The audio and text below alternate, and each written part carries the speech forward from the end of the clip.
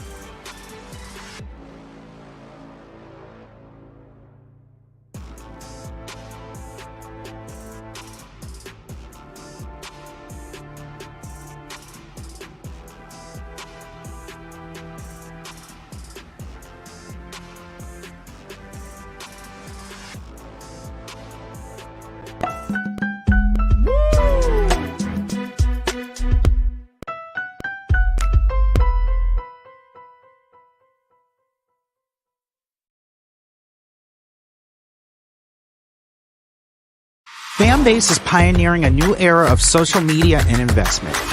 This next generation social app has already raised $10 million and has just opened a new round to invest. For details on how to invest, visit startengine.com/fanbase or scan the QR code.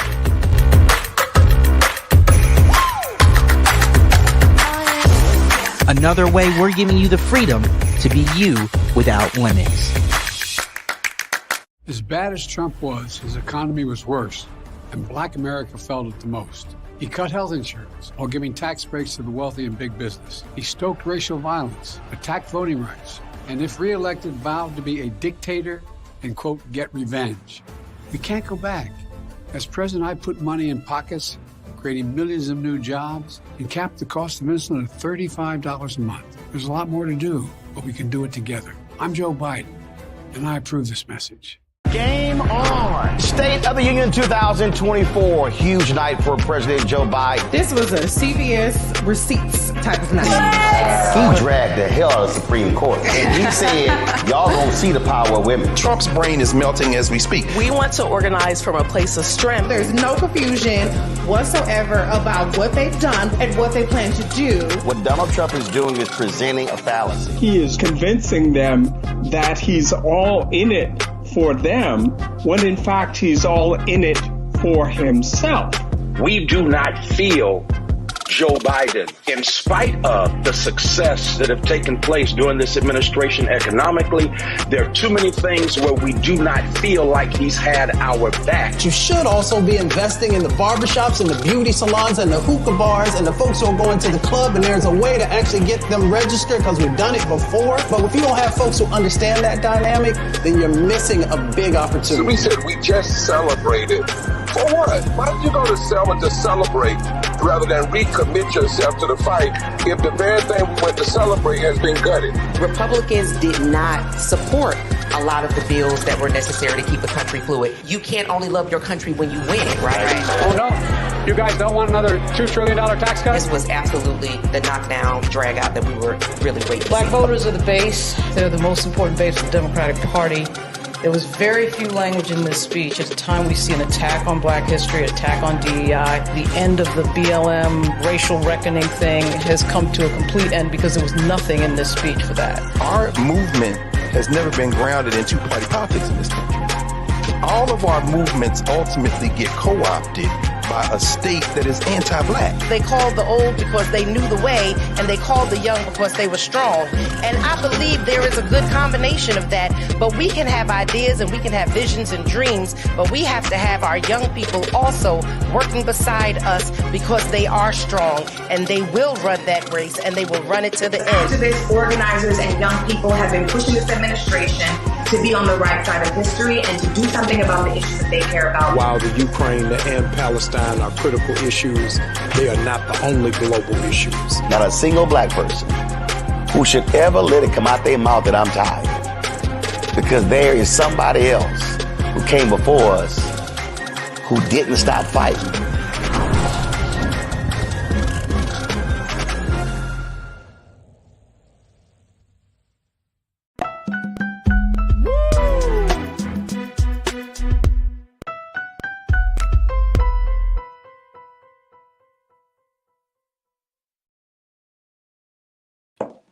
All right, folks, welcome back to The Culture here on the Black Star Network. I'm your host, Farajii Muhammad. Thank you so much for tuning in and being a part of the conversation. Folks, we got a lot to talk about. First, we want to discuss President Biden. But before we do so, let's start letting you know, folks, we are streaming live on our website at blackstarnetwork.com. Just go to our website today, download the app for free, follow us on social media at Black Star Network. And we ask that you give you a little something to support us in this great work that we are doing. So make sure you do your part and support us here at Black Star Network. We would love to connect with you and build with you. And more importantly, we would love to continue the great work we are embarked on. So again, go to our website today and we thank you for your support. We're also streaming live on Amazon platforms. You can check us out on Amazon, on your Amazon News on Fire TV. You can find us on the Amazon Prime Video app. So just go to Prime Video app under Live TV, the news, or find us on Amazon.com under Prime Video, then Live TV, the news. We're also on Plex TV, on Freevee, on the Freevee network, on Now for News.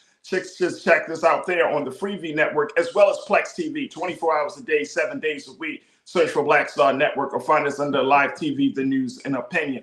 And we are currently streaming on Big Brother Roland Martin's social media pages of his Facebook page, YouTube channel. There we go. Big shout out to the online culture crew that's checking in from all around the country as we are having this conversation and having this broadcast. And folks, it is a phenomenal day. It is, of course, we're going to get into more details on later on in the show. But if you haven't seen the celestial phenomenon known as Eclipse 2024, you might be seeing it later on today, depending on what part of the country you're in. Here's some images right now. We have been doing our part here at Black Star Network, just streaming some of the totality of the eclipse as it travels through the United States, where they said 99% of the country's population should be able to get a glimpse of it or have gotten a glimpse of it once it completes its path. So this is very, very interesting. This is one of those things where it doesn't happen often to see a total eclipse. So there are a lot of people who are just having watch parties and viewing parties, and there's so much to discuss about it. We're going to actually check in with Dr. Bridget for this week's Reclaim Your Wellness segment to talk a little bit more about that. But definitely, if you haven't seen it, if you're in a part of the country that hasn't seen it, it is a sight to behold. So we'll get to that. First, let me just share you and bring up to speed what the latest coming out of the Biden administration, folks, when President Biden is expected to relieve more student debt as a result of his plan to keep his promise of making sure that Americans will not be saddled with more financial burden from their time in school. Let me just share with you the latest as it comes across the report. This one's from NBC News, folks.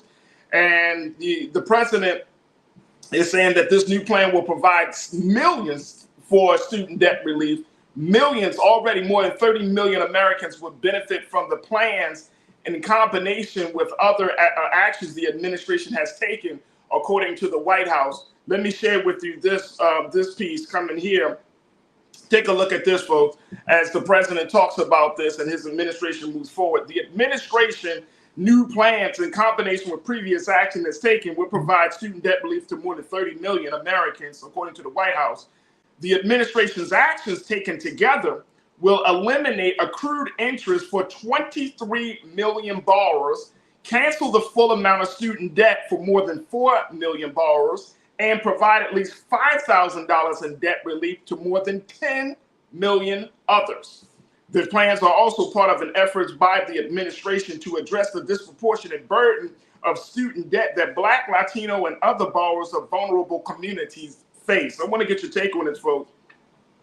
As we talk a little bit about this, the president is moving forward. He's just chugging along on making sure that he keeps his campaign promise that he will eliminate student debt. 30 million people in this country have been affected by some of these latest actions and policies. And of course, you remember the Supreme Court had made the decision saying that he could not do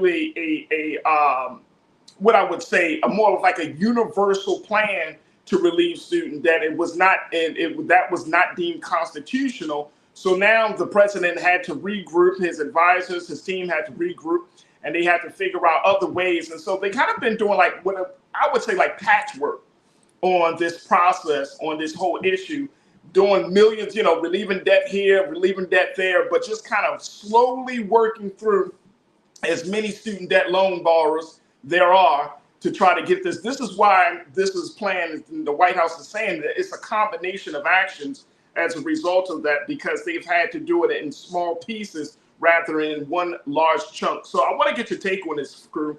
What's your take on this, and how you feel about this whole process that the president has taken? He's trying to do his best to relieve the debt. The last time he relieved the debt, y'all remember, folks, he talked about those who worked in like civil service. You're talking about teachers and police officers and firefighters and those and folks who do that type of work. And then he talked about if you've had debt for 10 years, he does that type of work. So we're looking at something very, very different. The president, he gave his remarks when he was visiting Wisconsin as they're getting prepared for their primary there. He said, this relief can be life-changing.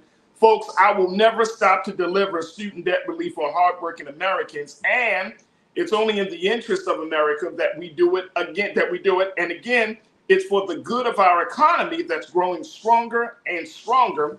And it is. By freeing millions of Americans from this crushing debt, it means they can finally get on with their lives instead of their lives being put on hold. All right, let me hear what y'all got to say about this, crew, as we talk about this. Real Brooklyn, you said wondering if people who use their student loans for a real degree is needing student debt relief. That's a great question.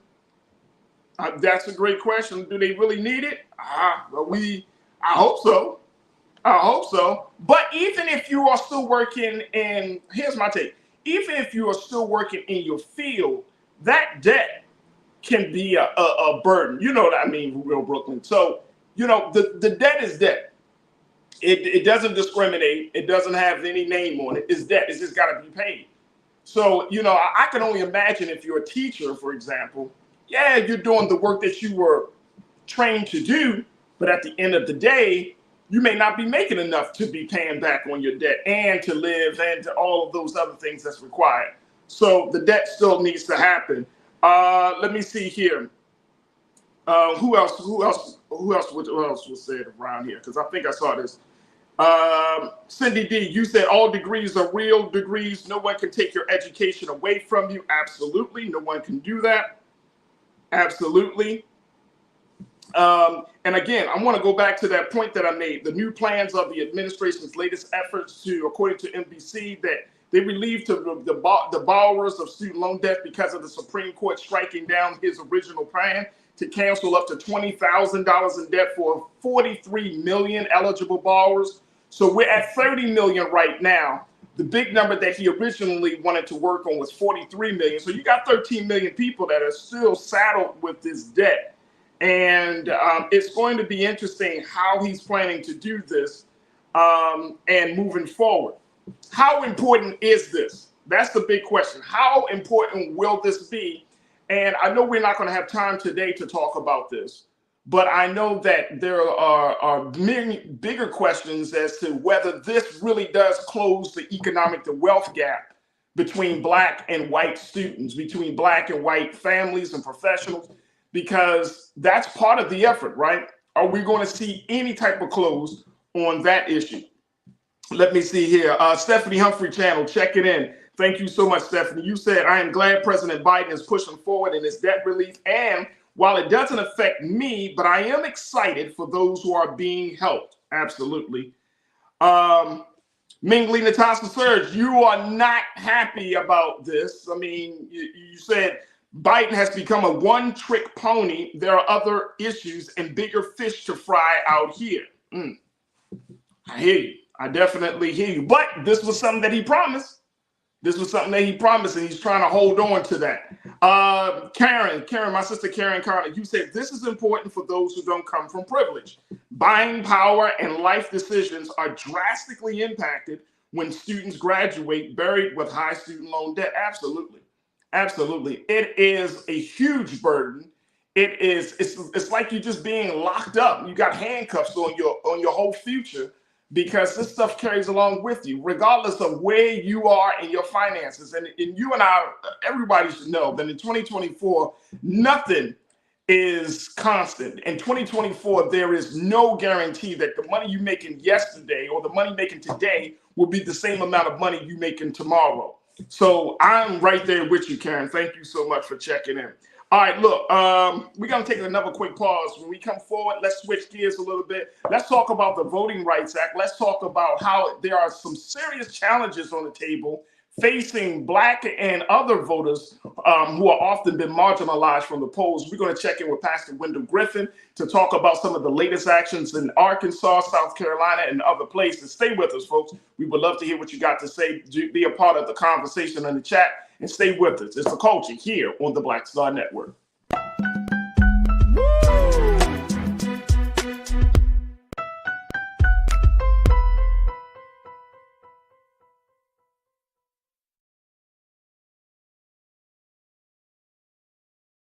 Fanbase is pioneering a new era of social media and investment.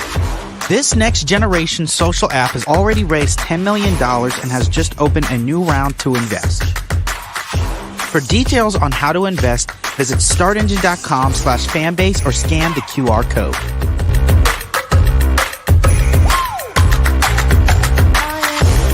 Another way we're giving you the freedom to be you without limits.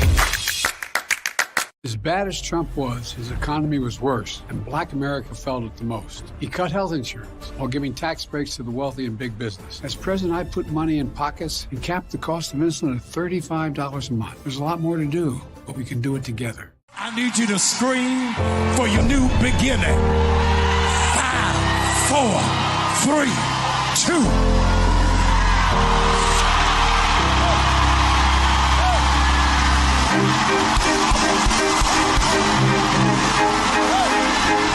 I need you to shout for it. I need you to shout for it. It won't always be like this. Sooner or later, it's gonna work in your brother's favor, in your sister's favor. They shall not die. They shall not die. They shall not die. I want you to embrace somebody and tell them welcome to the greatest season of your life. Hug somebody. Welcome.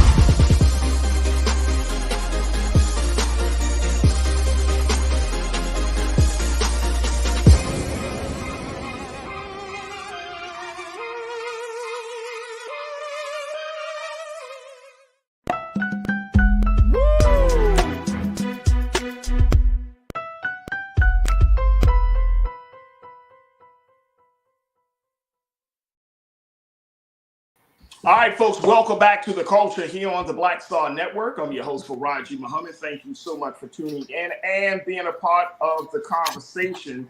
Folks, let's switch gears. We talked a little bit about what the president is planning to do around student loan debts, but there's still the larger challenge of how the administration and the country is going to deal with another pressing issue that many Black leaders are saying the president has been too mum about, which is the issue of voting rights in this country. And as we know, the voting rights bill has been gutted, and more importantly, there are great concerns that in this upcoming election cycle, that based upon state laws and rules and regulations, that a lot of people are going to be discouraged from going to the polls. And so we're seeing this on a national level where there are so many, especially in like Republican controlled states, that there are so many boundaries and so much red tape that Americans are finding it harder and harder, according to one Washington Post article that said that Americans are finding it harder and harder to go to the polls. And so today we wanted to just share and have this conversation about what we can expect to see and what we can expect to experience this upcoming November. And joining me right now is a brother who's certainly no stranger to us here on the culture here on the Black Star Network. We're joined by Pastor Wendell Griffin. Pastor, thank you so much, dear brother, for joining us once again. As you're doing the work, you are a retired state judge, you are an author, and you are an advocate of making sure that political engagement is high on the priority for Black America. So I thank you, dear brother, for joining me once again. Good to see you again, brother. How you been? I've been good, Pastor. How are you, sir? I'm doing fine. Hey, we're still fighting this fight, aren't we?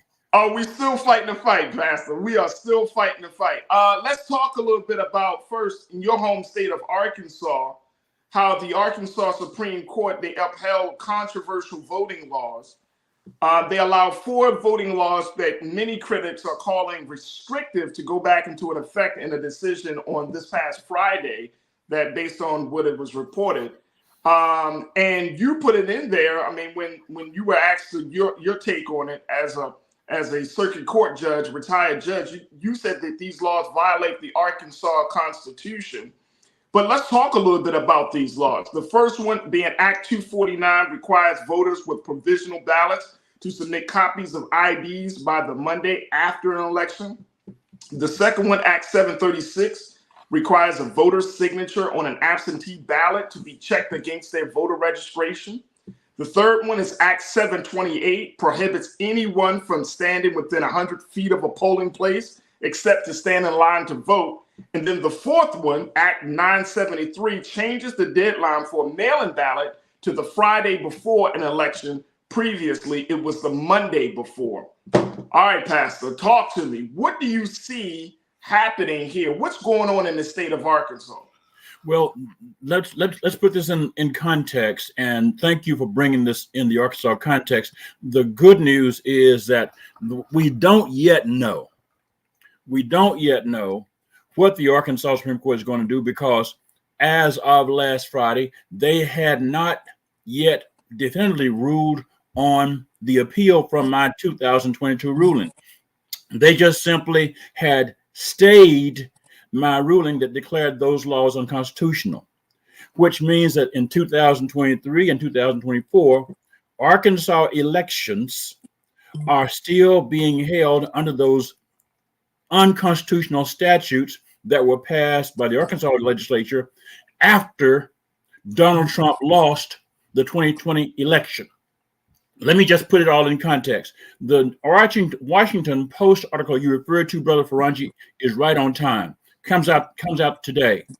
It talks about North Carolina, talks about Georgia, 2 battleground states, talks about Arizona and Nevada, battleground states, talks about Pennsylvania and Wisconsin, battleground states. In these battleground states, Arkansas is not one of them, but in these battleground states, Republican legislators have worked after 2020 to make it more difficult to vote. Arkansas did it in 2021, and I declared all 4 of those laws unconstitutional, but the Arkansas Supreme Court has yet to rule on the appeal. The decision that I rendered was held up by the Arkansas Supreme Court. They asked me to enter a stay. I refused to when I was on the bench. I said, no, there are no grounds for a stay. When a judge rules something on an injunction, The only reason you enter a stay is if there's a reasonable likelihood that the ruling is incorrect. And there were no reasons given, not one, for this decision I made in 2020 to be incorrect. So I said, no stay. But the Arkansas Supreme Court, without giving any reason, entered a stay. Now, that's on the Arkansas Supreme Court level. In Georgia and North Carolina, you've got a Republican legislature and a Democratic governor. North Carolina is making it harder for folks to get access to absentee ballots. They're requiring, for the first time in a presidential election, for the first time ever in a presidential election, they're requiring that you show a voter ID. Now, apparently, people didn't have any trouble believing that you were who you said you were in North Carolina until Donald Trump lost in 2020. But these laws have come up in the wake of Donald Trump's defeat in 2020, and they raise one big question. They raise this question. All these laws are based on one premise, that there's some reason why we should distrust the integrity of elections in the United States. Now, who's the one person who has been saying that? That's Trump. Trump. Right. The loser in chief. Now, it's like me losing a game with LeBron James and saying all of a sudden we got to change the rules of basketball because I lost. Right. If I can't play and I lost, take my butt whipping and go home and hush. Right. Don't fuss up the refs and try to change the game. But we're seeing, and Pastor, we're seeing this, and we got to take another pause, but we're seeing this happening all across the country where the rules are changing. And for Black voters, for Black folk, you and I, we do this. This is the stuff that we do. We read about this stuff. We stay up on this stuff. But a lot of Black people in the country, they're not keeping up with the latest law changes or because all folks want to do, we have been emphasizing, and I'm saying we as a people, just go to the polls. Yeah. But how many of us are tracking how these decisions are affecting whether or how we go to the polls? Very few of us. I can tell you that right now with certainty. Very few of us are watching states and lawmakers make these decisions and say, oh, okay, this is going to be a problem in November. This is going to be a problem here and there. Very few of us. So I want to kind of get your take on what are some of the things that Black folks can do now, especially in states like Arkansas and South Carolina and Florida and then all of these other states. So I want to get your take on that. We're going to take another quick pause. When we come forward, let's continue the conversation with Pastor and retired Judge Wendell Griffith, and of course with you. Post your comments, share your thoughts, and let's continue the discussion. Stay with us. It's The Culture here on the Black Star Network.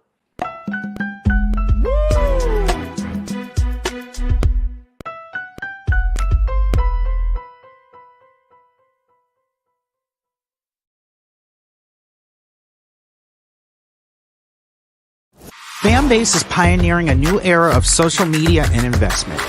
This next generation social app has already raised $10 million and has just opened a new round to invest. For details on how to invest, visit startengine.com/fanbase or scan the QR code.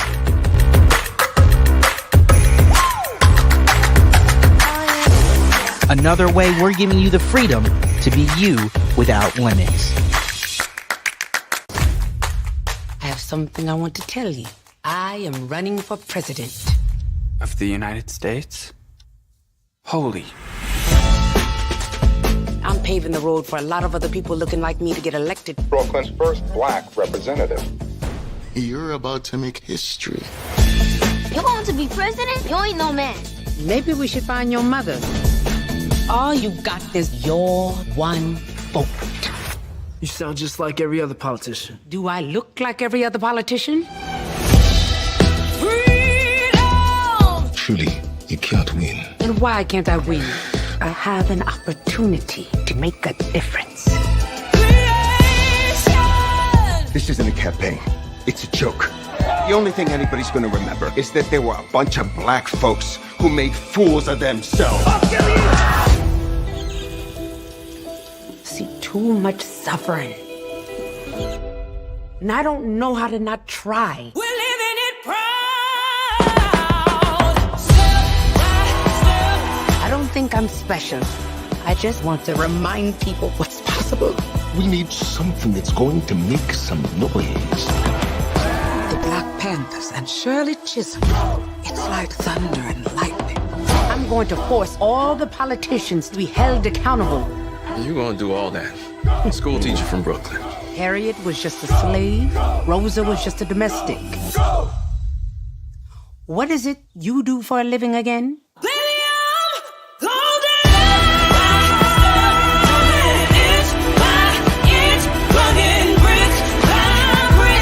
The people of America are watching us.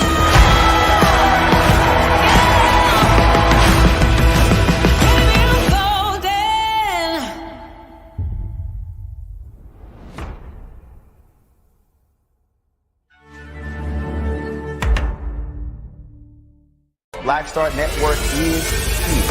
Oh, no punch! I'm real revolutionary right now. Thank you for being the voice of Black America. All momentum we have now, we have to keep this going. The video looks phenomenal. See, there's a difference between Black Star Network and black-owned media and something like CNN. You can't be black-owned media and be scared. It's time to be smart. Bring your eyeballs home. You dig?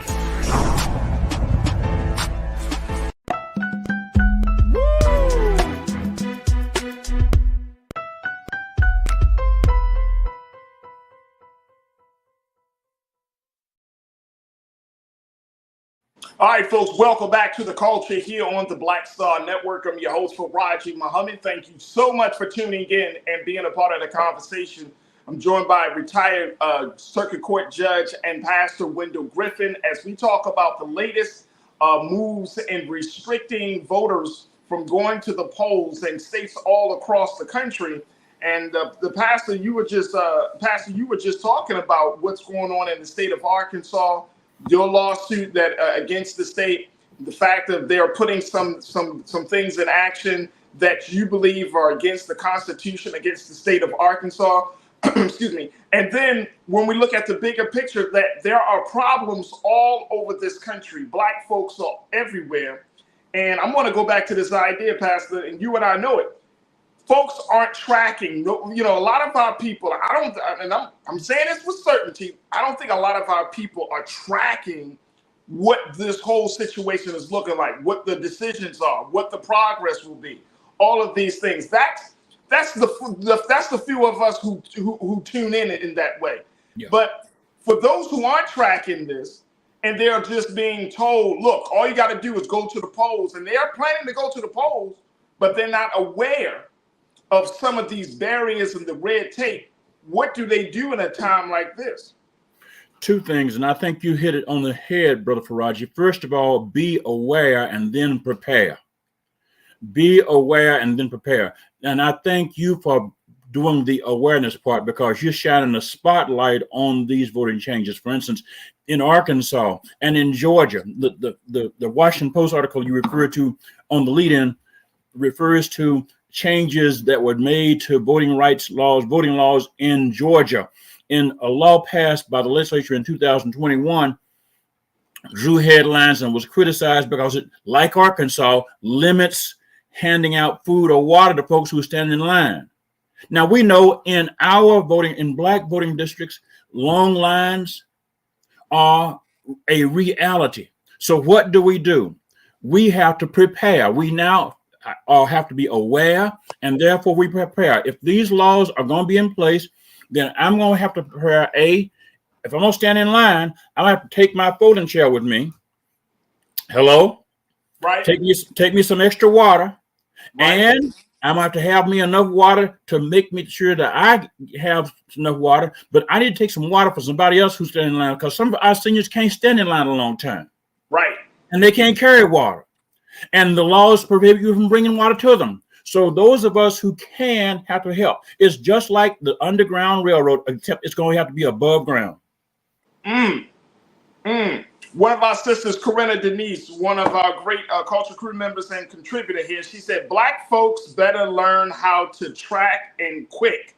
Get to tracking or live with the damage. That's our choice. I'll take the track. I'll be damned if they screw us over. Not on my watch.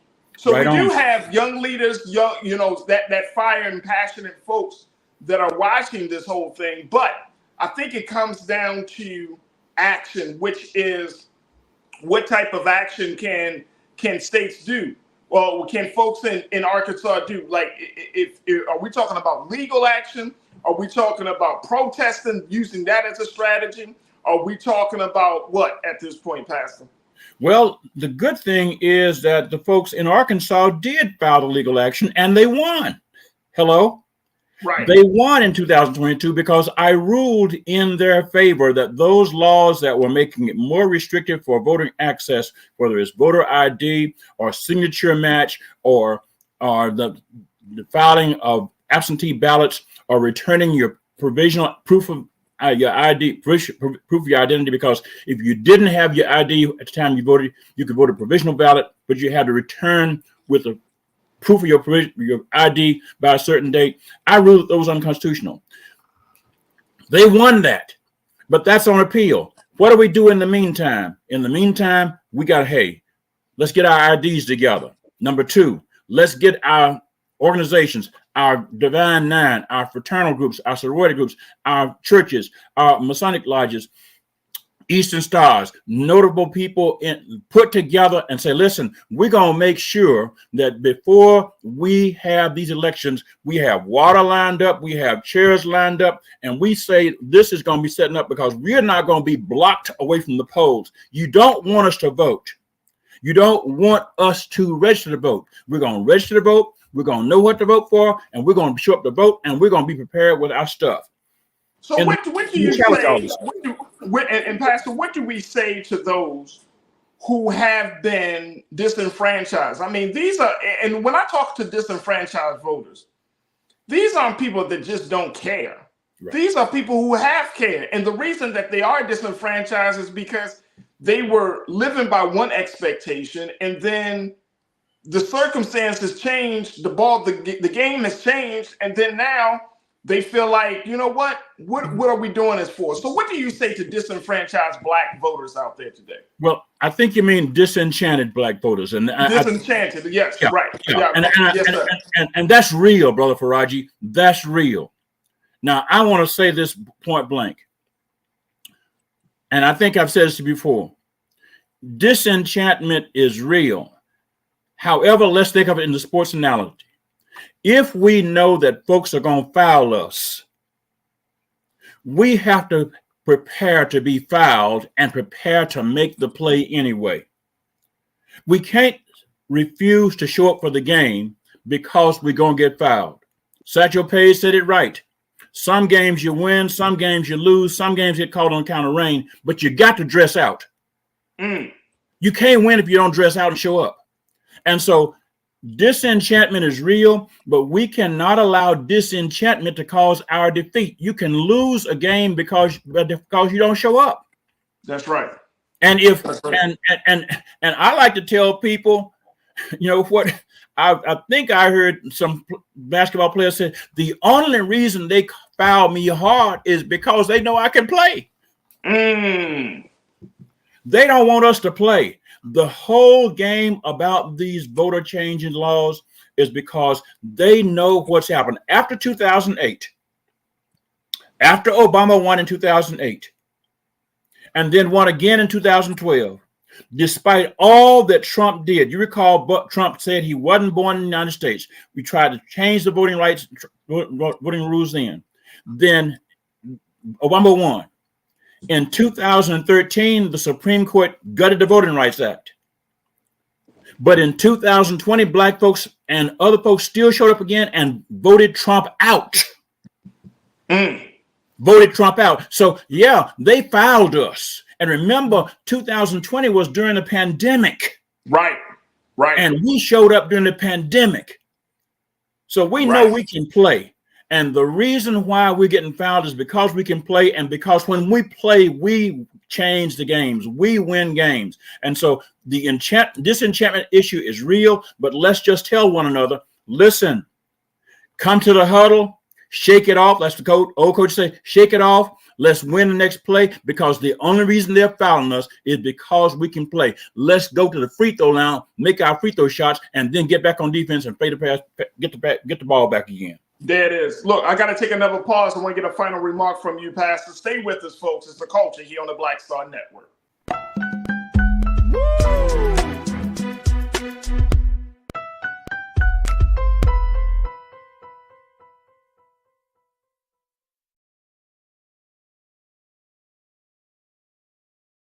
Fanbase is pioneering a new era of social media and investment.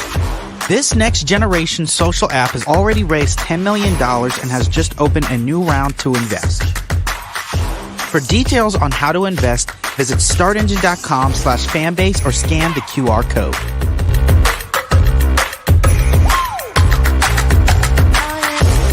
Another way we're giving you the freedom to be you without limits. As bad as Trump was, his economy was worse, and Black America felt it the most. He cut health insurance while giving tax breaks to the wealthy and big business. He stoked racial violence, attacked voting rights, and if reelected, vowed to be a dictator and, quote, get revenge. We can't go back.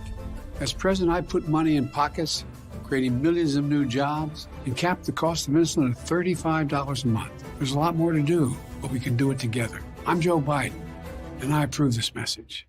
Terry and I, we couldn't play in the white clubs in Minnesota. It felt like such a, strength through adversity type moment that I think Black people just have to go through. We have to figure it out. Right. We make lemons out of lemonade. But there's a reason we rented a ballroom, did our own show, promoted it, got like 1,500 people to come out. Clubs were sitting empty. They were like, where's everybody at? And I said, they're down watching the band you wouldn't hire. So it taught us not only that we had the talent of musicians, but we also had to have the talent of entrepreneurship. It wasn't like a seat at the table. It's like, no, let's build the table. That's right. We got to build the table. And, that's right. And that was the thing. And of course, after that, we got all kinds of offers. Of course. Right, to come play in the clubs. But we didn't do it. We said, no, we good. No, we're good. We're good. And that's what put us on a path of national. And of course, when Prince made it, then it was like, okay, we see it can be done.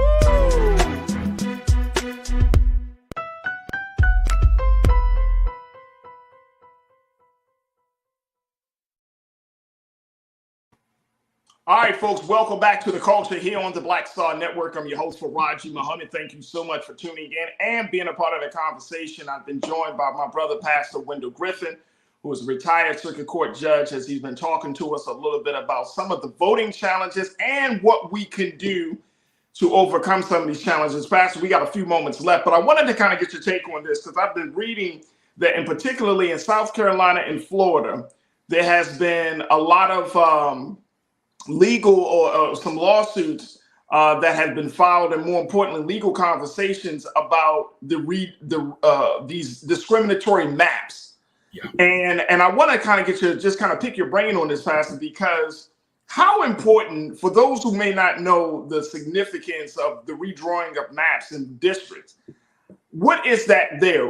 Is this the core of the issue that when we got to say it because one of our watchers just said, who is the they?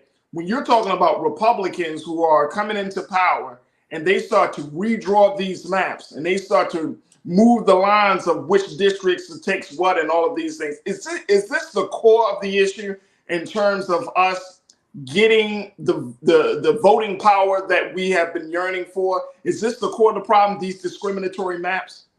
I think that the core of the problem is that the demographics have changed to such a point in states like North Carolina, South Carolina, Georgia, Florida, that the Republicans realize that unless they redraw maps, the Electoral College, remember the Electoral College is where you elect the president. Right. The Electoral College is going to be in problems. So they redraw the voting maps so that you get more likely Republicans to run in safe districts and put folks who were previously Democratic office holders in voting districts that are more full of more Republican voters so they can be voted out, so that you can get more Republican Congress people, more Republican senators, and therefore more Republican Electoral College votes. Now, that's what this is about. Remember that South Carolina, Florida, Texas, Georgia, Alabama, Mississippi, Tennessee, Kentucky, Arkansas, all Virginia, these were all part of the Confederacy. And these were where you had the largest population of Black folks during the enslavement period. And these were where you had the largest portion of Black voters who were not in urban areas at the time of the Voting Rights Act in 65. And when those voters started voting, people started changing positions. You had more Black elected officials, and you also had more formerly white elected officials who could disregard Black issues getting voted out. Now Republicans, knowing that the demographics are changed, because we're going to be a majority minority population in 2020, 2050. If you want to keep the white folks in power, Republicans who are right wing, you're going to have to either cancel Black voters, or you're going to have to kill Black voters. Dang. And I'm not trying to be dramatic. Hey, it's real. The Ku Klux Klan came up in the late 1800s to scare Black voters or kill Black voters. Medgar Evers was killed because he was supporting voting rights. Wow. And so we need to keep this history in mind. Wilmington, North Carolina was the site of a riot in 1898 that was designed to run Black voters who had been voting a fusion ticket with white folks away from the polls so that racist right-wing white folks could win. And so this is a game. That's what these maps are about, brother. And is there anything that the average, I'm just using this term colloquially, like, is there anything that the average Black voter can do about that? I mean, is that still something that we have to advocate and press our representatives to address? Both, and we have to press our representatives, but the reality is, Brother Farajii, that the representatives we're pressing are oftentimes the beneficiaries of these bad changes. In Arkansas, I live in Pulaski County, okay? The central part of the state, the state capital is in Little Rock. You would think I would live in one congressional district. My county has been voted into 3 congressional districts since 2020. Jeez. Now, you think somebody is out of their damn mind. I'm a preacher, so I did say damn. Right. Out of damn mind, do something. But no, they're not out of their mind. This is the wickedness of this. And so we can't go to the politicians who are beneficial of this and say, change that. What we got to do is what happened in Arkansas. We filed lawsuits, and the lawsuits have been filed, but unfortunately, the lawsuits are lining up in the courtrooms of Trump judges who are anti-voting rights. So what's the next move for that, though, Pastor? Next move for us around the country is to vote anyway. We vote anyway. The key to this issue you're talking about today is in these battleground states, North Carolina and Pennsylvania and Nevada and Michigan and Georgia, Wisconsin.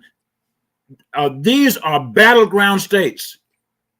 Arkansas is not a battleground state, but Georgia is. We know Donald Trump lost Georgia. If Black folks turn out and vote big in Georgia, Donald Trump will not win. If Black folks vote big in North Carolina, big in Michigan. Now, of course, you got to have people to vote for, and that's the next issue. But the voting rights issue means we got to turn up. That is it. That is it. Cindy D said, vote anyway would make a great t-shirt. So you might get something started today here, Pastor. That Show vote up. anyway, regardless of what, vote anyway. Look, Pastor, our time has certainly been very well spent. But when I got to bring you back because you brought up the Electoral College issue. And I got to go back to this piece that I think NBC News put it out there just a few days ago, saying that now the Electoral College system is up for debate. And people are really, really getting concerned about this because you might have a situation where, and they're saying that on the Republican side, their way of counting Electoral College votes are different from how Democrats are counting Electoral College votes. So we're going to have to, sort through all of that mess because our understanding of the Electoral College as constituents and as voters is one way. But if the Republicans start to say, Trump, he actually got more votes on the Electoral College side. And then Biden is saying, and the Democrats say, no, we got more votes. And then the popular vote is not even considered. Then where does that leave the voter, and black, white, Asian, Latino, whoever's going to the polls? Where does that leave the American voter? So I want to talk to you a little bit more about that the next time we have you on. But I appreciate your time today, Pastor. Thank you so much, sir. Thanks for talking to me. It's good to see you always, brother. Keep it up. You too, brother. Thank you. All right, folks, we got to take a quick pause. Let's switch from voting to talk about health and wellness. And let's talk about that great celestial phenomenon today of the eclipse. We're going to be checking in with Dr. Bridget Cole-Williams to give us the latest on how this eclipse could possibly impact your health and your mental health and wellness. We'll talk a little bit about that and so much more. Stay with us. It's The Culture here on the Black Star Network.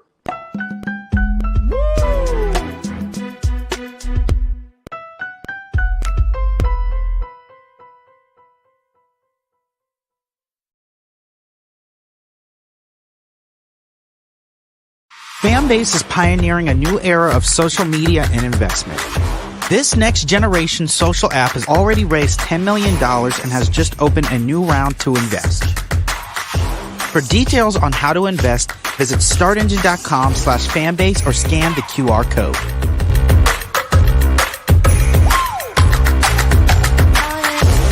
Another way we're giving you the freedom to be you without limits. As bad as Trump was, his economy was worse, and black America felt it the most. He cut health insurance while giving tax breaks to the wealthy and big business. As president, I put money in pockets and capped the cost of insulin at $35 a month. There's a lot more to do, but we can do it together. When you talk about blackness and what happens in black culture, we're about covering these things that matter to us, speaking to our issues and concerns. This is a genuine people-powered movement. There's a lot of stuff that we're not getting. You get it, and you spread the word. We wish to plead our own cause. Too long have others spoken for us. We cannot tell our own story if we can't pay for it. This is about covering us. Invest in black-owned media. Your dollars matter. We don't have to keep asking them to cover our stuff. So please support us in what we do, folks. We want to hit 2,000 people, $50 this month, raise $100,000. We're behind 100,000, so we want to hit that. Y'all money makes this possible. Check some money orders. Go to P.O. Box 57196, Washington, D.C. 20037-0196. The Cash App is $RM Unfiltered. PayPal is R Martin Unfiltered. Venmo is RM Unfiltered. Zelle is Roland at RolandSMartin.com.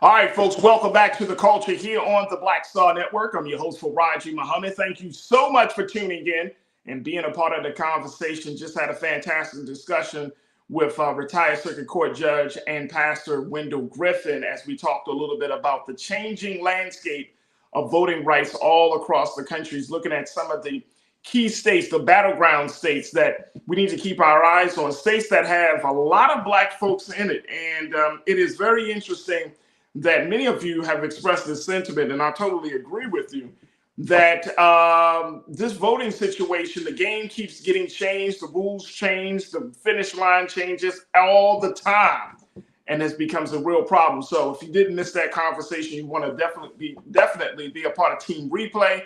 Take a look back at it. And I hope you are empowered by that, because the pastor really was just letting us know that the power is still resting in the hands of us as the voters, and we should not relinquish that power and not give up. So great discussion that we had there. Also in the first half, we talked about current President Biden, President Biden, and how he's moving forward on relieving more student debt. As of right now, his student debt relief has affected 30 million people. And, his original plan was 43 million. So it will be interesting how he continues to do that work of trying to relieve that burden for so many student loan borrowers. And more importantly, he's trying to close the gap just a little bit for those who have been marginalized, talking about Black and Latino communities that we have seen some gap with versus our white counterparts on that issue. So we talked about that as well. A lot to discuss, and certainly we want you to check it out. We're also streaming live on our website at blackstarnetwork.com. Just go to our website today, folks. Download the app for free. Follow us on social media. We would love to connect with you, as well as we're looking for your support. Everything, every little dime, nickel, penny, whatever you can give, it really matters, and it means a lot to us to continue to power us through this movement in this space. And I just want to invite all of you, if you haven't had a chance to give yet, please do so. You can do so right now. You can do so during the show, later on in the show.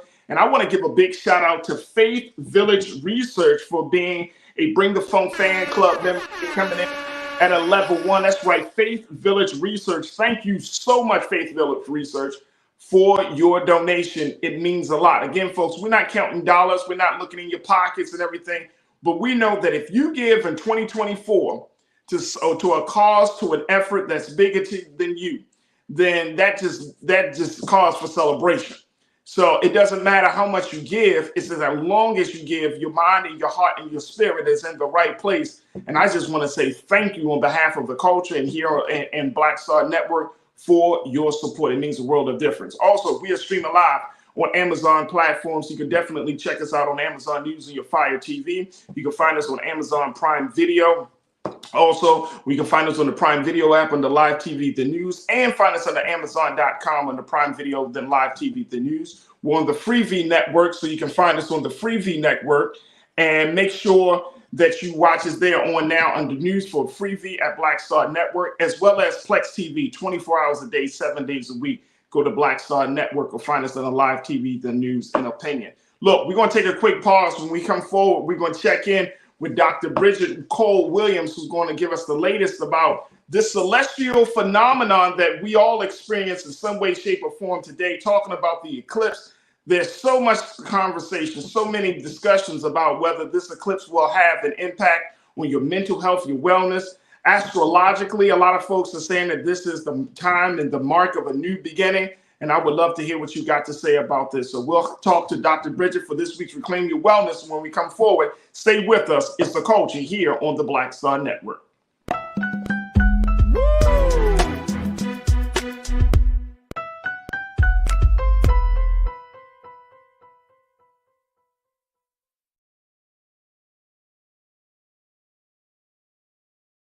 As bad as Trump was, his economy was worse, and Black America felt it the most. He cut health insurance while giving tax breaks to the wealthy and big business. He stoked racial violence, attacked voting rights, and if reelected, vowed to be a dictator and, quote, get revenge.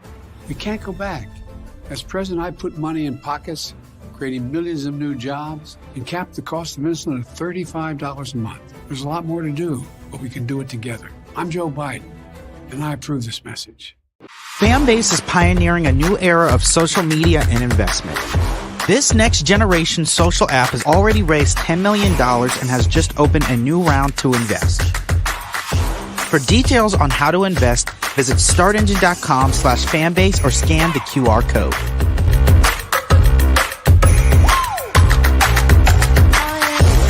Another way we're giving you the freedom to be you without limits.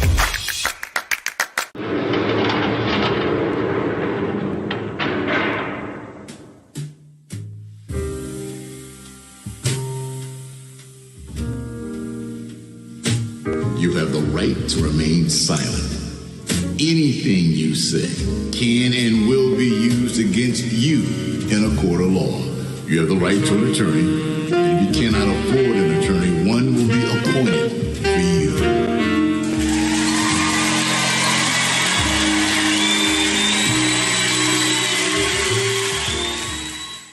When you talk about blackness and what happens in black culture, we're about covering these things that matter to us, speaking to our issues and concerns. This is a genuine people-powered movement. There's a lot of stuff that we're not getting. You get it, and you spread the word. We wish to plead our own cause. Too long have others spoken for us. We cannot tell our own story if we can't pay for it. This is about covering us. Invest in black-owned media. Your dollars matter. We don't have to keep asking them to cover our stuff. So please support us in what we do, folks. We want to hit 2,000 people, $50 this month, raise $100,000. We're behind 100,000, so we want to hit that. Y'all money makes this possible. Checks and money orders go to P.O. Box 57196, Washington, D.C. 20037-0196. The Cash App is $RM Unfiltered. PayPal is R Martin Unfiltered. Venmo is RM Unfiltered. Zelle is Roland at RolandSMartin.com.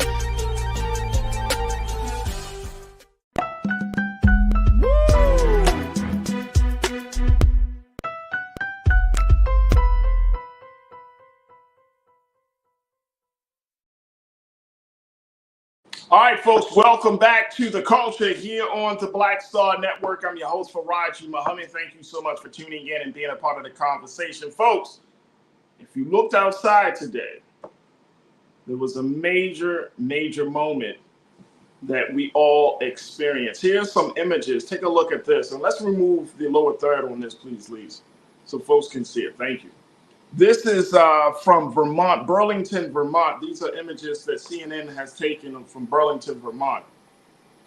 And we're talking about this celestial phenomenon that comes every so often, which is a total solar eclipse that has gotten the whole country looking to the skies. And joining us today for this week's Reclaim Your Wellness, of course, is our dear sister. She serves as a family physician. Well, let's do this. Let's bring her in the proper way. Let's check in now with Dr. Bridget for another installment of Reclaim Your Wellness.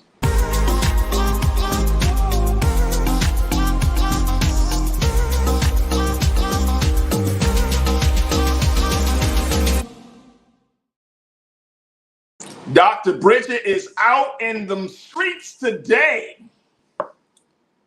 Wait, we got to hear you. There you go. You got it?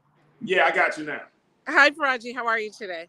I'm good, Doc. How are you? I know that you actually are about to do an event around the eclipse today, right? Absolutely. So I am at the Citadel, which is an event space here in Columbus, Ohio, where we are doing a sound bowl meditation and yoga massage event here in Columbus at the Citadel. And so it was a great opportunity to bring the community together to kind of celebrate and be mindful during an event that does not happen that often, where we can see it in the US. So we're really excited. It was a very spiritual and relaxing time for us to view it. So did the event already happen, or how did that go? Well, you know how we are. The event happened, but the event keeps how we are. The event keeps going. So I just stepped outside for a minute. I can go inside so that you can see a little bit of it, but it was really a great opportunity to bring us inside and come together for an event like this. So, I mean, as you taking that walk inside, Doc, I want to. You did see the eclipse. You were able to see it. I'm assuming, right? Yes. I sent you all sorts of pictures today. Okay. All right. Let me do this. Let's do this. Because Doctor, let me see this here.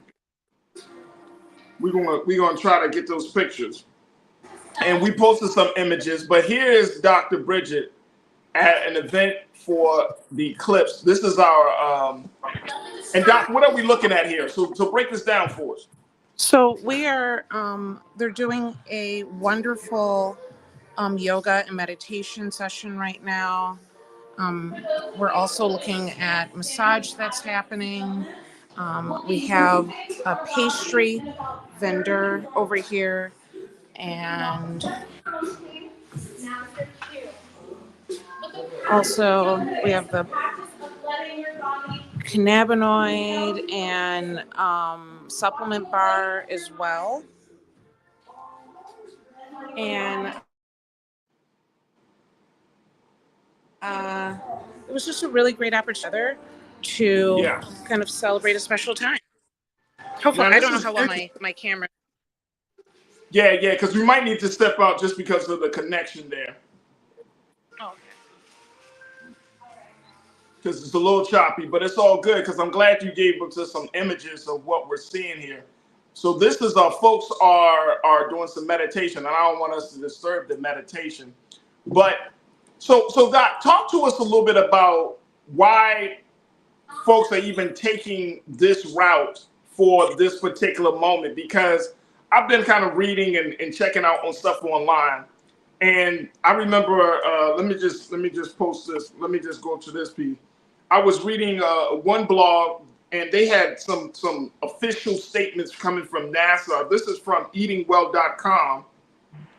And they were making the point that NASA said that there is no verifiable link to show that the eclipse will affect your health in any way. It's just like any other celestial event, whether it's like a full moon or something like that. But some people are saying, nah, NASA, you might be wrong on that. That it does affect the mood. It does affect the energy. How do you see this? How should we see this, Doc? So when you talk scientifically about this phenomenon of the moon coming in between the earth and the sun and creating this total eclipse, this moment of darkness, in reality, will that one, few minutes have an effect on your health? Not necessarily. But I definitely believe in experiencing it today. I think it can have a really great opportunity to affect you spiritually. People see it as a time of transformation. Some people see it as an opportunity for restart. I mean, anytime you're talking about a rare natural event, I think if you don't take a moment to step back and think that you had the opportunity to observe this experience, I think you're missing something. So no, I think it's a great opportunity, and to do a sound bowl session during the eclipse, it was a beautiful experience. What was that experience like for you personally? It made me realize I work a little bit too much, Farajii.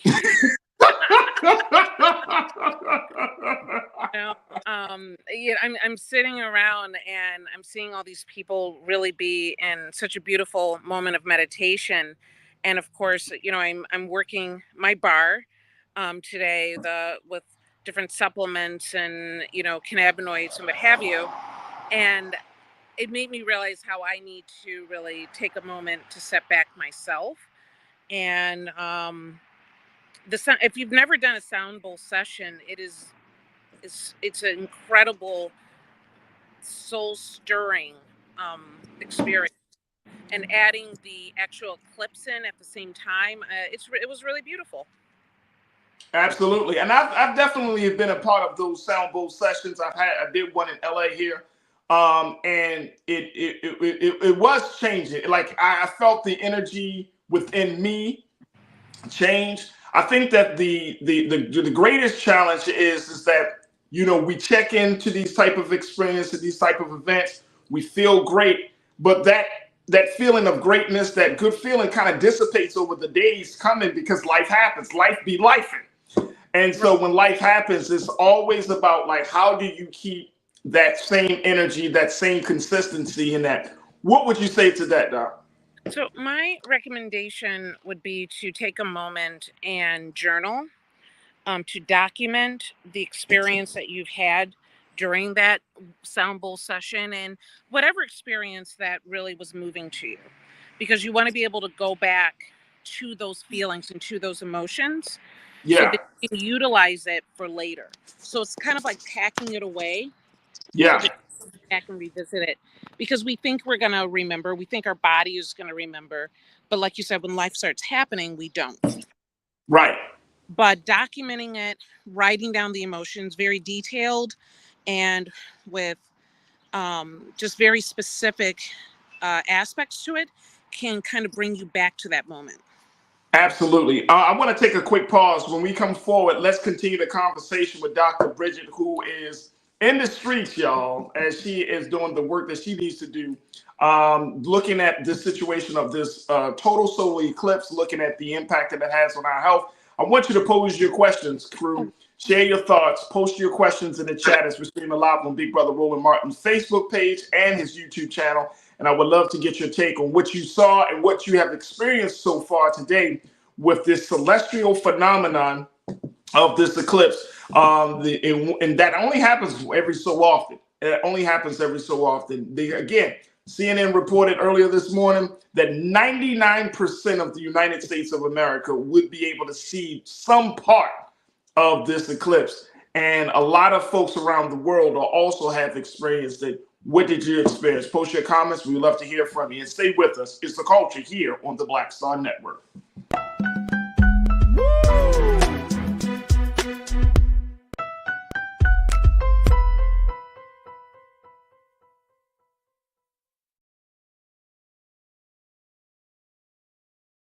As bad as Trump was, his economy was worse, and Black America felt it the most. He cut health insurance while giving tax breaks to the wealthy and big business. As president, I put money in pockets and capped the cost of insulin at $35 a month. There's a lot more to do, but we can do it together.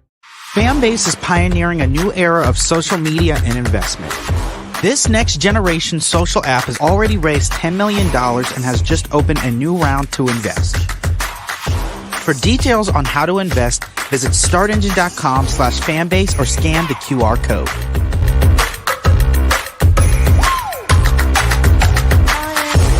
Another way we're giving you the freedom to be you without limits. Black Star Network is here. Oh, no punch! I'm real revolutionary right now.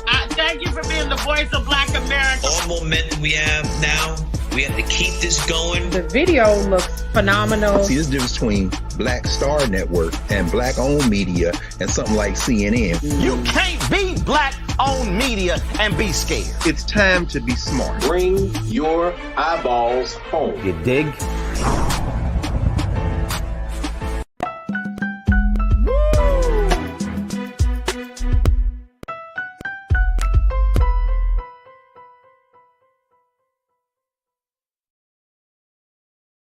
All right, folks, welcome back to The Culture here on the Black Star Network. We are in our segment, Reclaim Your Wellness, with Dr. Bridget Williams, MD. And Dr. Bridget is in the streets on location, and she's doing the great work. You are in the streets.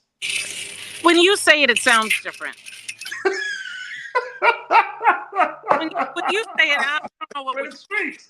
It's the culture. That's the way we say it at the culture. Like, yo, you out in them streets, man. Yeah. So when you say it, it sounds a little different. You know. Well, you are doing the work. You are on assignment. Actually, this is the work that you do, where you go out to have and be a part of these events, especially around health and wellness, yes, and try to bring people to some understanding. Like, you know, as you are a licensed, certified medical doctor. Yes. So this is not just like you just say, oh, let me start a new career all of a sudden. You are an actual doctor. So for those who may be like, who's Dr. Bridget? She's a doctor. Yeah. But you are doing this work. But many people are actually wondering, Doc, and I see folks checking in. Lori Park said it was very warm in Indianapolis, but when the eclipse took place, when it got dark, the temperature changed. The wind was blowing a bit. I think it does have something to do with your body and with your spirit. And I know what NASA is saying, but I do think that there is some level of truth somewhere, and I can't verify it, but to Dolores Park's point, there's some truth in it that something does change, whether it's the energy around you, the spirit within you, something does change. Am I wrong in thinking this, Doc? No, and I agree with you. I think what NASA has to, first of all, they have to keep people calm, right? So if Right. that some medical phenomenon is happening with the solar, there are already people that are hiding in their basements right now. If you said that there was some physical transformation and that you had no control over it, you would have people going absolutely out of their skulls, right? So you don't want that. And if you're talking about data, and that's what NASA's really collecting, right?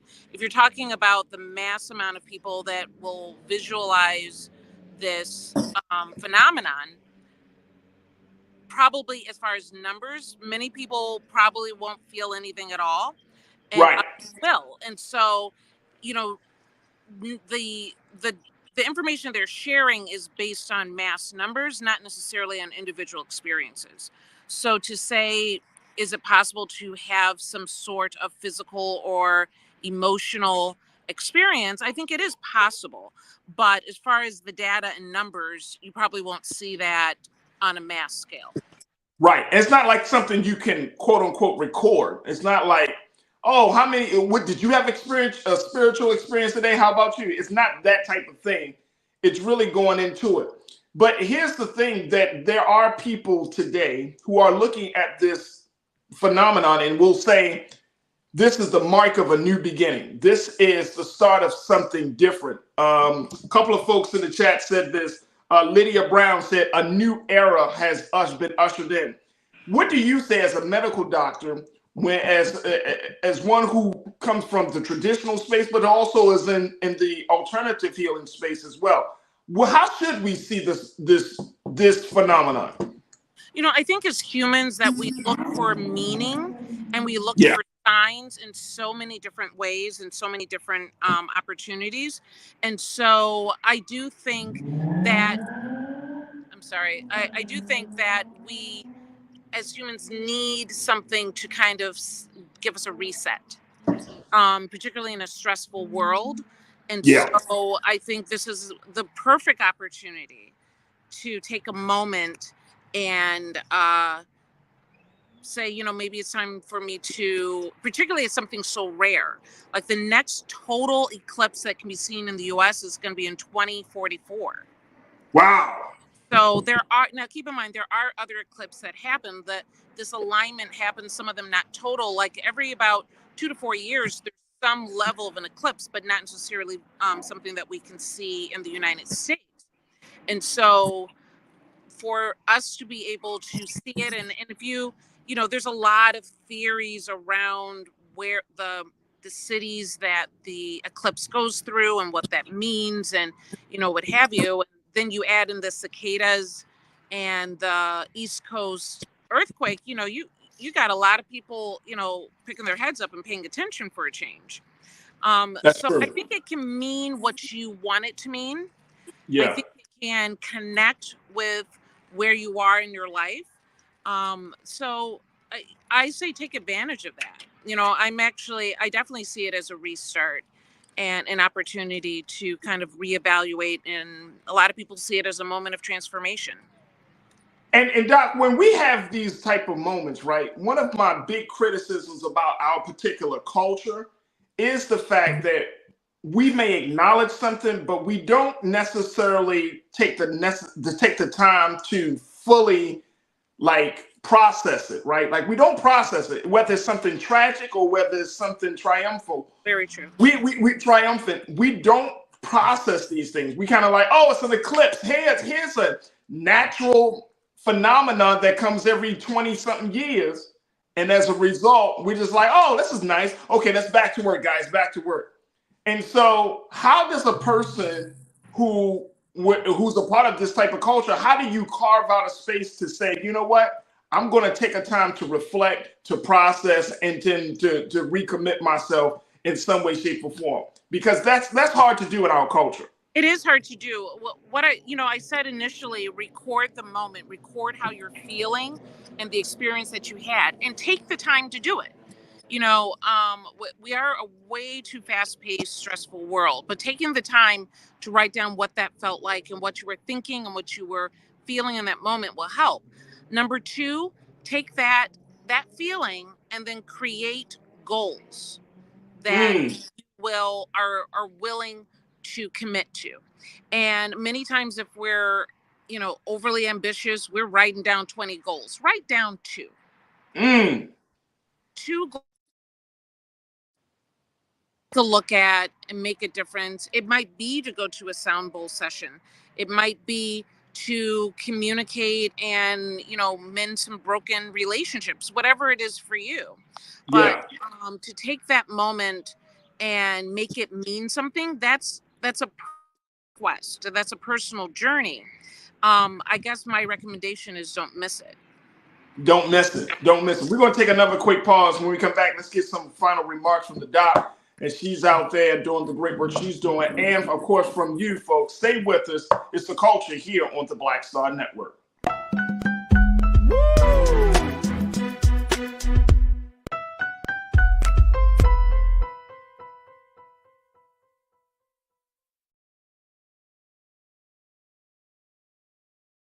As bad as Trump was, his economy was worse, and Black America felt it the most. He cut health insurance while giving tax breaks to the wealthy and big business. As president, I put money in pockets and capped the cost of insulin at $35 a month. There's a lot more to do, but we can do it together. Fanbase is pioneering a new era of social media and investment.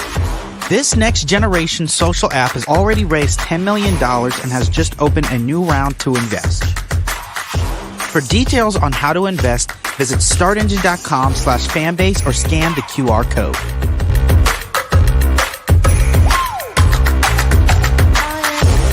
Another way we're giving you the freedom to be you without limits.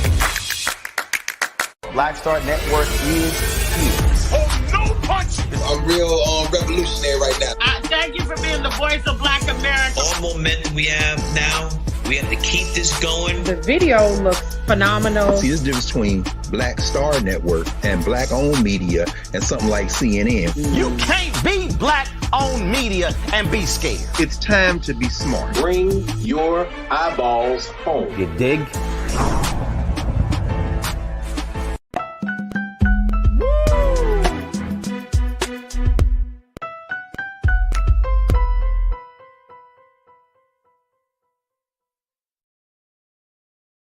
All right, folks, welcome back to The Culture here on the Black Star Network. I'm your host, Farajii Muhammad.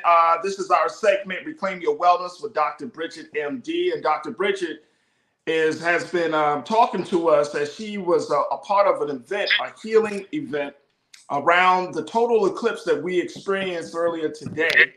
And I think at this point, Doc, most of the country has seen this eclipse. I think it's kind of gone its path, if I'm not mistaken.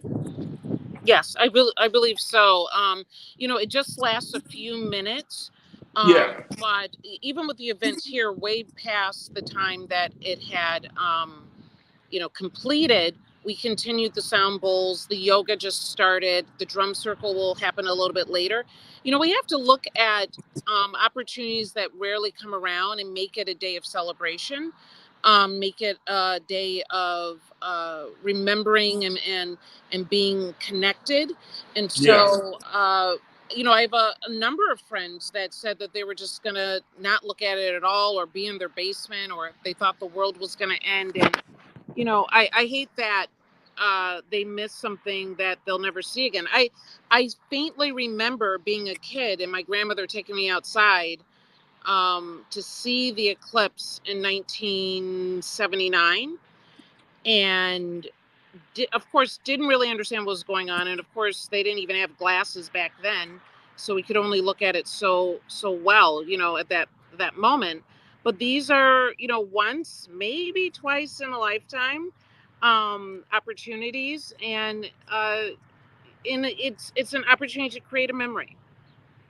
So that's interesting because, Doc, when we think about that, there is so much fear that clouds us from totally experiencing a natural phenomenon like this, right?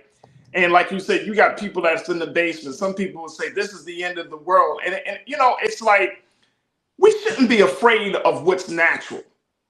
But I feel like that is part of the issue, right? That is part of why we are disconnected. That is part of why, you know, when you start talking about the work you do with alternative health and natural healing work, it turns people off because we have been made so afraid of the natural. How do you have that conversation? How do you help people to understand that what's natural is not against you, but it's actually for you?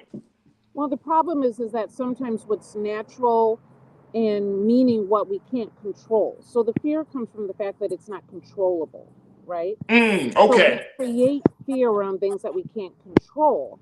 And so I think whether it's the eclipse or, you know, a lot of things that happen with our health and our body, part of my job is to help people not feel overwhelmed with things that they cannot control.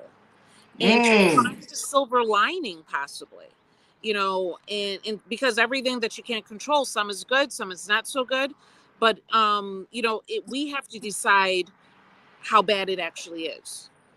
You know, there's a way to, you know, create a, you know, a positive moment even in the worst situation. Wow, I like how you said that, Doc. That some people are afraid because it's not controlled. And so that's where faith comes in, it sounds like. Yes, I think so. I think it's believing that, you know, of the greater good, right? Believing that you can make it through the most difficult times. And, you know, through all of history, humans have needed to have some sort of belief system, whether it's, you know, putting, belief or significance into inanimate things, or whether it's, you know, faith in God. You know, we've always had to create meaning and understanding of the world that we're in. And unfortunately, sometimes there's a fear-based aspect to that, but we have to decide whether we own that or whether we dismiss the fear to see something more beautiful. Absolutely. You said something earlier there, and I wrote the word down that really struck a chord for me, which was alignment. You talked about finding yourself and getting. Why are you smiling? Because I was sitting there like, oh yes, alignment. I love it. I love it. But you said, excuse me, you said that, and when you said that, I was like, that makes sense. That makes total sense, and I understand that, you know, even in the midst of the day, like, you know, Ramadan has come to an end for the Muslim world.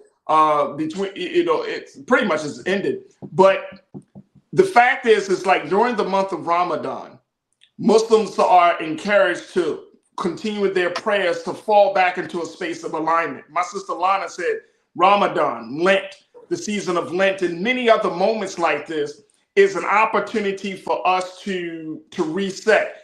And it just struck a chord because I feel like we're in our rush to do things, to stay busy and all of that, we really do forget. We forget God in the process. We really do forget, you know, giving thanks on a daily, on a constant basis, all of those things.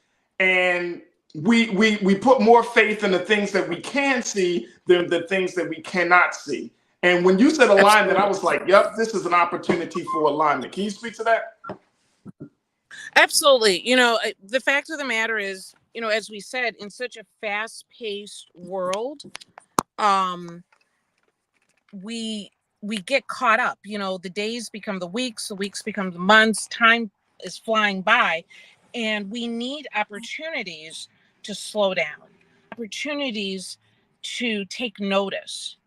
And, you know, I just looked up and the clock over here says 4:44, and I often wear that necklace, but that is something where it takes me out of where I am to take a moment of appreciation, a moment to take a breath, and a moment to be present.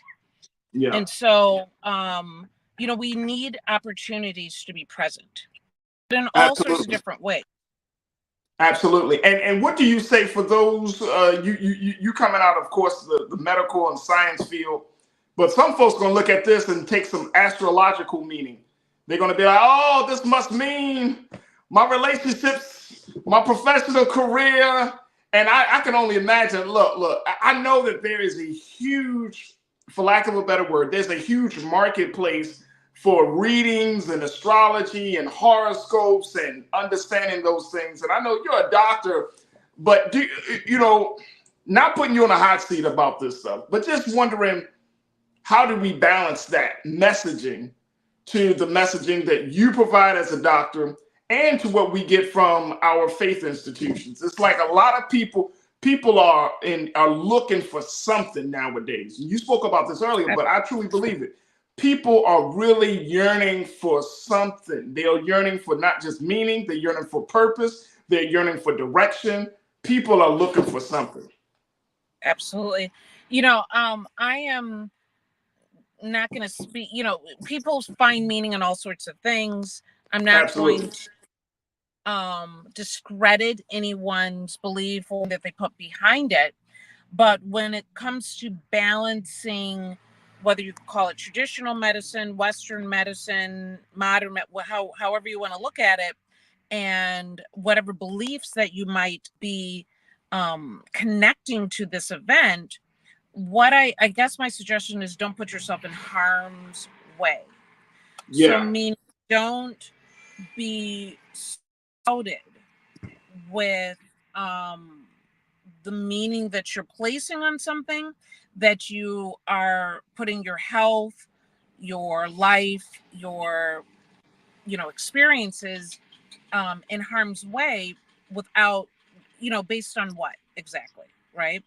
And sometimes people will do this, and it can be some, I hate to say it, but a lot of that in a different way during COVID, right? People that chose not to believe in COVID and then end up getting it, and in those final moments they wish that they had taken it more seriously.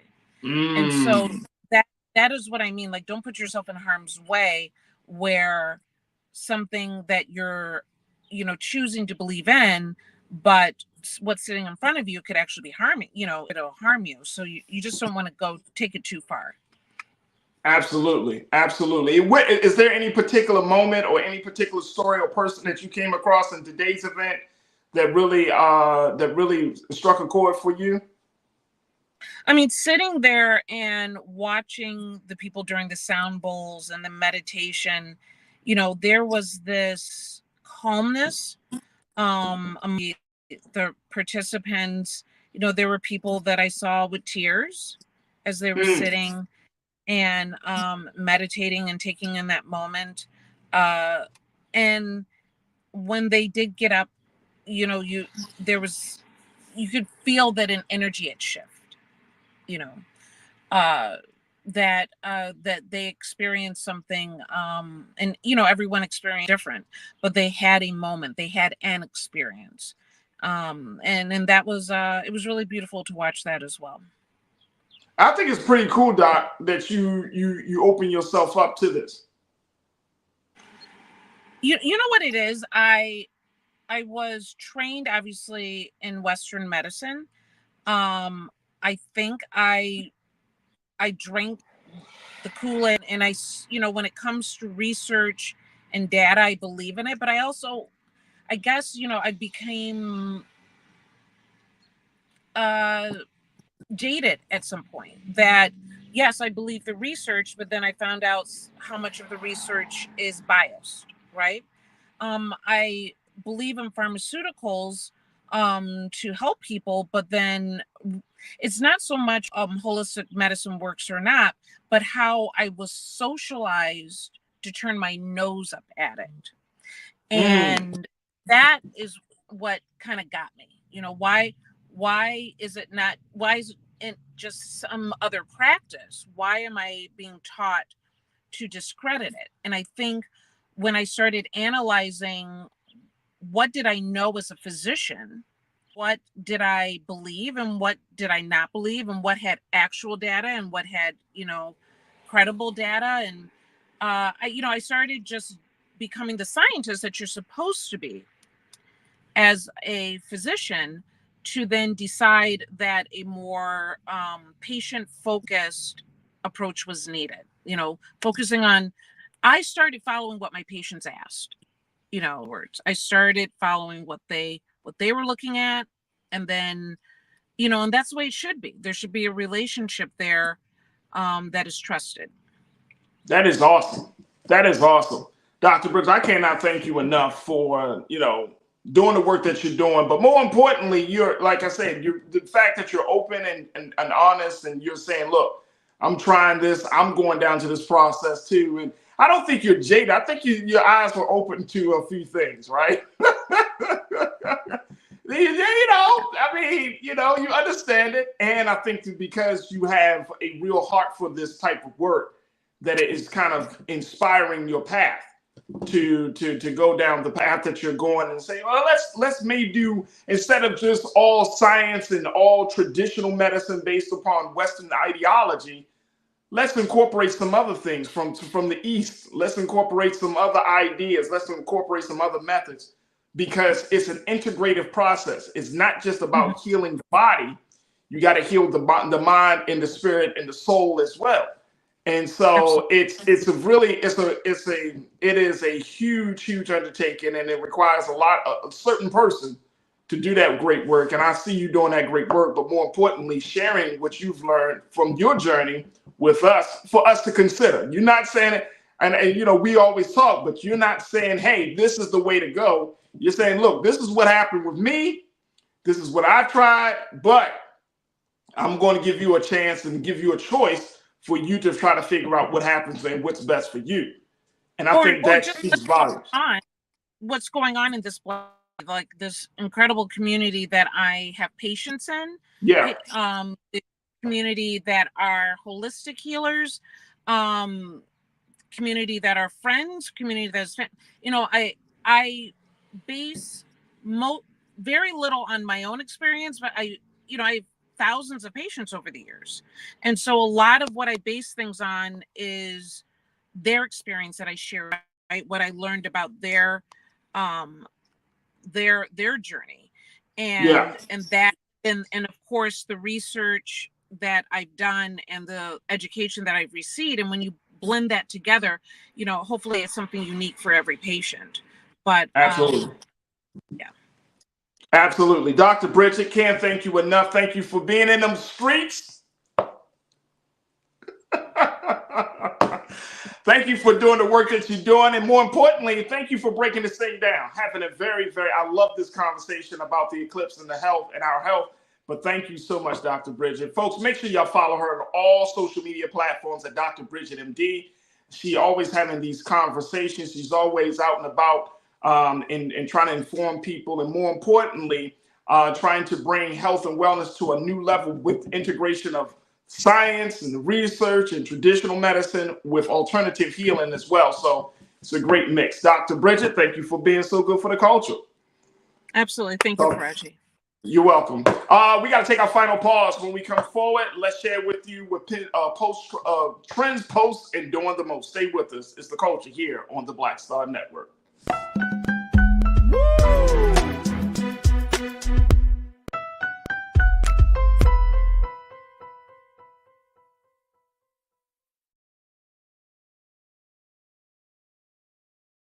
As bad as Trump was, his economy was worse, and Black America felt it the most. He cut health insurance while giving tax breaks to the wealthy and big business. As president, I put money in pockets and capped the cost of insulin at $35 a month. There's a lot more to do, but we can do it together. Fanbase is pioneering a new era of social media and investment. This next generation social app has already raised $10 million and has just opened a new round to invest. For details on how to invest, visit startengine.com/fanbase or scan the QR code.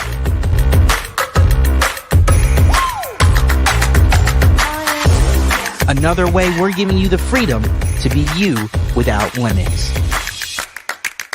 Black Star Network is here.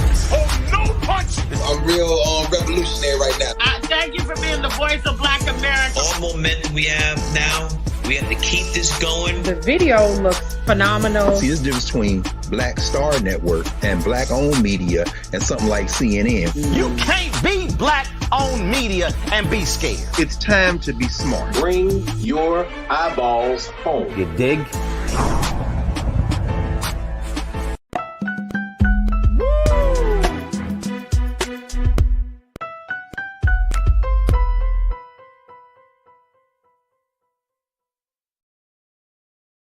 All right, folks, welcome back to The Culture here on the Black Star Network. I'm your host, Farajii Muhammad. I hope y'all enjoyed that part of the conversation. Dr. Bridget, man, she's always bringing something for us to think about. And there's been so much talk about what this eclipse has done or will do or how it will affect people. So this will be very interesting. I'm just looking at some of the comments. Laura, you said, I wonder how many babies that were born during this eclipse. I mean, that will be very interesting. It's a very short period when you really think about it, but in the big scheme of things. But that is very, very interesting. Let me see. Cindy, you said, thank you, Dr. Bridget. Very interesting and inspiring. Yes, it was. Thank you, Cindy D, for posting that. Mingly Natasha Search, you said, all I know, my legs started hurting around eclipse time. Your bones starting to get a little different, huh? Ming? So I hear that. Thank you so much for posting that. Pastor Damon, you said my reset is daily. Scripture says in Lamentations 3:22-22 that we have new mercy every morning. Amen. New mercy every morning. Woo! That's a good word right there, Pastor. Thank you so much, Brother Damon. Truly appreciate that. Lana, you said I'm paying attention. God is trying to tell us something. Woo! Absolutely. Absolutely, he is. Always trying to tell us something. You just got to be... And we got to make sure that our eyes are open to see what he's saying. Brian Christian, my brother, you said, I would like to see a full eclipse that covers the whole planet. Then I will be amazed. Yeah, that should be pretty interesting. And Cindy, you said the world around us is bigger than we are. That's what something like this brings. Absolutely. This was a phenomenon, a global phenomenon that you see something like this, a total solar eclipse happening. It is absolutely interesting. So I appreciate that. And thank you, Lori, for saying today's show was very good. I truly thank you for that. We hope that you did enjoy the show today. Very quickly, as we close out, I saw this story and I was like, we've been talking about our sister Beyonce for the past few days last week. And it is now official, folks, moving forward. It is official that she is the first Black woman with a #1 country album. How about that? In addition to the Billboard 200, Cowboy Carter also rests atop Billboard's top country albums, Americana folk albums, and top album sales chart. Wow, Beyonce. Yeah. Her venture into country has brought in major numbers for her, earning 407,000 equivalent album units in the first week in the U.S. It is also, in addition to topping the Billboard 200 list, Texas Hold'em is also showing that the singer, that Beyonce is also the first Black woman with the #1 album on the top country albums list since it first launched in 1964. The LP is also experiencing the biggest week for country album sales since last July when Taylor Swift dropped the re-release of 2010's Speak Now. Isn't that interesting, y'all?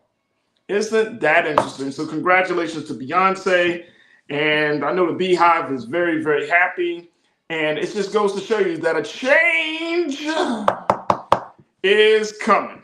Absolutely. All right, look, that was going to do it for us, folks. But tomorrow, speaking of music, if you haven't been keeping your eyes open on hip hop, tomorrow I'm gonna check in with my sister Tasha Love as we talk about this J. Cole, Kendrick Lamar. For those hip hop heads, y'all, we all were expecting something, but J. Cole did something legendary, as some call it, as he talks about, he essentially apologized, said, I don't want to be a part of this. I don't want to do this to my brother. I don't want to be in no battle against a man that I love and respect. And so tomorrow we're going to talk about the impact of his deciding not to be a part of a beef with Kendrick Lamar and how that has impacted the culture. It is a change coming, folks. It is a change coming. I really believe that things are changing for the better. I think consciousness is on the rise in this country.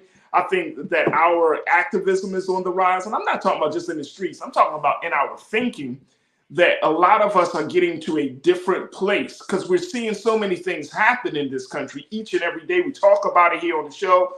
Brother Roland talks about it on his show. But at the end of the day, I think each one of us, whether you tune in just every day or every so often, I think you can feel it just like as much as I can feel it. we're at a point now, and Black America is saying enough is enough. We need something different. We need a new destiny. We need a different reality. We need to live a different type of way that's really for our benefit and not to our detriment. So there is a lot of things that we're going to continue to talk about, but we're going to have that discussion tomorrow. I want to thank each and every one of you for tuning in. I want to thank my fantastic production team. I want to thank Lise and Keenan. I want to thank Maddie and Chris and all of those who are part of this production. I thank each and every one of you. Make sure y'all go to our website today at blackstarnetwork.com. Download the app for free. Follow us on social media at Black Star Network, because your support means a world of difference to us. And so we would love to have you to be one of our investors. Big shout out to Mr. Barry Gray, who is another Bring the Funk fan club member at a level 1 rate. Barry Gray. Barry, thank you so much. Truly appreciate you, man. Thank you so much for putting something in the pot for Black Star Network and doing it while you were tuning into the culture today. I hope you appreciate the show, and hopefully this won't be the last time we hear from you. So, Barry, thank you so much for your donation. All right, folks, that's going to do it for me. Make sure y'all stick around 6 p.m. Eastern Standard Time. Roland Martin is coming at you. More conversation about politics and all of that matters to Black America right then and there. As always, never be afraid to challenge what's wrong. Stand for what's right while being yourself in the process. God willing, we will be back tomorrow for another exciting edition. I got some great conversations lined up for you tomorrow. Make sure y'all follow me on social media at The Real Farajii. I would love to connect with you on Instagram, The Real Farajii, and on the X platform at Farajii. And let's continue to build the community. Thank you so much, crew, for joining me as always. Thank you for making this show so great. And more importantly, we look forward to talking to you tomorrow for another exciting edition of The Culture right here, only here, exclusively here on the Black Star Network. Have a great evening. Peace.